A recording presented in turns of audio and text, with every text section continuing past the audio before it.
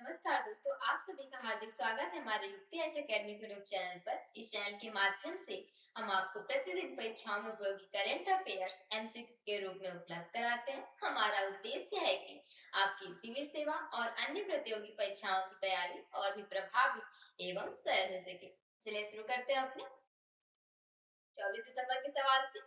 सवाल था हमारा, देखते हैं।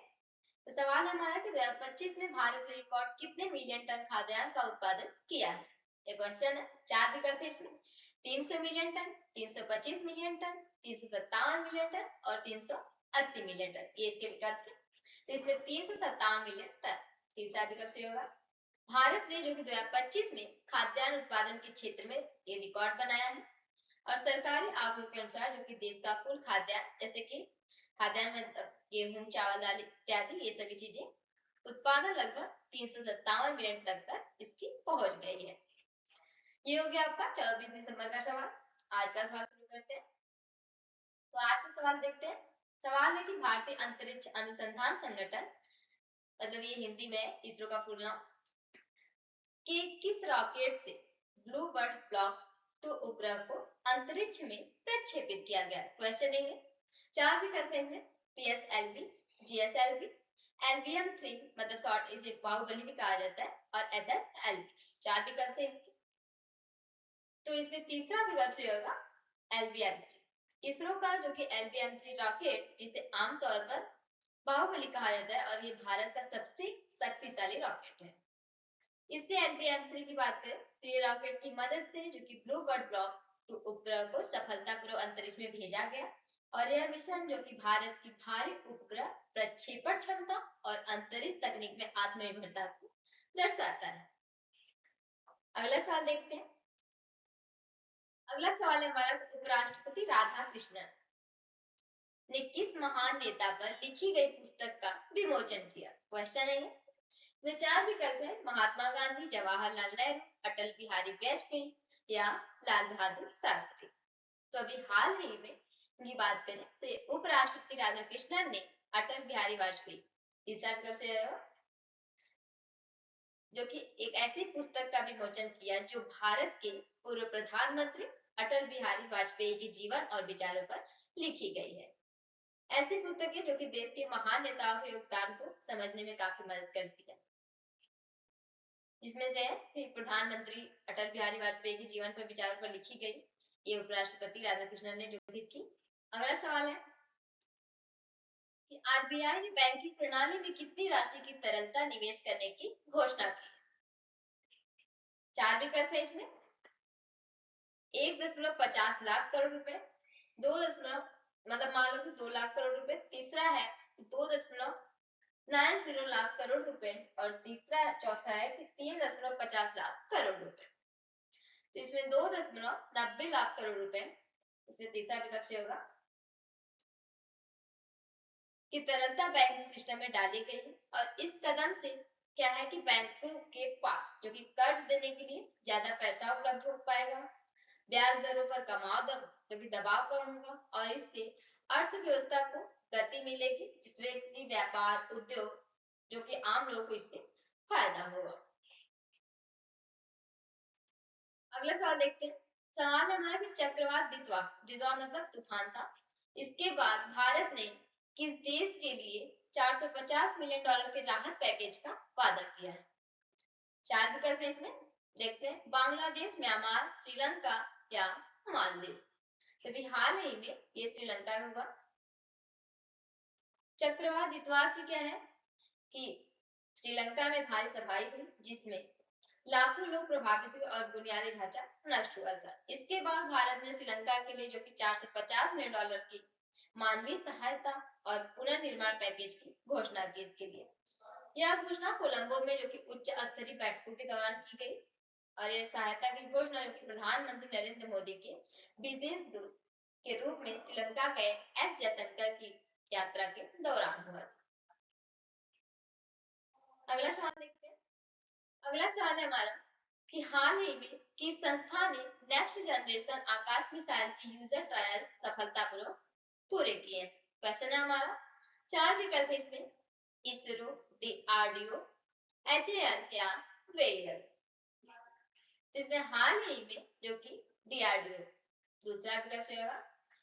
इस संस्थान ने नेक्स्ट जनरेशन आकाश मिसाइल के यूजर ट्रायल सफलतापूर्वक पूरे किए। बात करें नेक्स्ट जनरेशन की बात करें, इसे आसान शब्दों में समझे तो यह एक ऐसी स्वदेशी सतह से हवा में जो कि हवा पार करने वाली मिसाइल है जिसमें दुश्मन के लड़ाकू विमान मतलब ड्रोन मिसाइलों को मार गिराने में सक्षम है। पहले की आकाश मिसाइल जो की तुलना में ज्यादा आधुनिक और प्रभावी, भारत की हवाई सुरक्षा काफी इससे मजबूत होगी इसकी क्षमता। ये था नेक्स्ट जनरेशन आकाश मिसाइल। बात करें यूजर ट्रायल्स का मतलब, तो ये होता है कि मिसाइल को जो कि सेना द्वारा वास्तविक परिस्थितियों में परखा गया ताकि यह सुनिश्चित किया जा सके कि वह युद्ध की स्थिति में सही ढंग से काम करे। अगला सवाल है हमारा कि हाल ही में भारतीय तटरक्षक बल में शामिल हुआ पहला प्रदूषण नियंत्रण पोत कौन सा है? क्वेश्चन है, 4 विकल्प इसमें देखते हैं। पहला है कि समुद्र प्रहरी, दूसरा है समुद्र शक्ति, तीसरा है समुद्र प्रताप और चौथा है समुद्र विजय। कभी हाल ही में भारतीय तटरक्षक बल में शामिल हुआ ये समुद्र प्रताप, यहाँ तीसरा विकल्प से होगा, इसे शामिल किया गया है।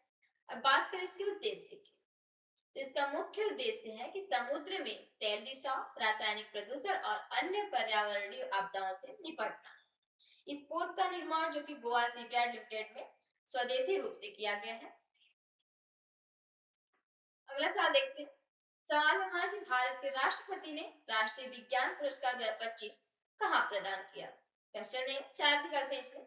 विज्ञान भवन जो कि नई दिल्ली में, प्रधानमंत्री कार्यालय, तीसरा है राष्ट्रपति भवन और चौथा है भारतीय विज्ञान संस्थान जो कि बेंगलुरु में। तो हाल ही में भारत के राष्ट्रपति ने राष्ट्रीय विज्ञान पुरस्कार 2025 ये राष्ट्रीय जो कि राष्ट्रपति भवन में प्रदान किया है। तीसरा विकल्प से होगा यहाँ से। अब बात करें इस पुरस्कार की, यह पुरस्कार किस लिए दिया जाता है? तो यह पुरस्कार जो कि विज्ञान और तकनीक के क्षेत्र में उत्कृष्ट योगदान देने वाले वैज्ञानिकों और शोधकर्ताओं को सम्मानित करने के लिए दिया जाता है। इसके उद्देश्य देखें तो ये वैज्ञानिकों के उत्कृष्ट शोध को पहचान देना, नवाचार और अनुसंधान को बढ़ावा देना और युवाओं को जो कि विज्ञान के प्रति प्रेरित करना, ये इसके उद्देश्य थे। अगला सवाल देखते हैं।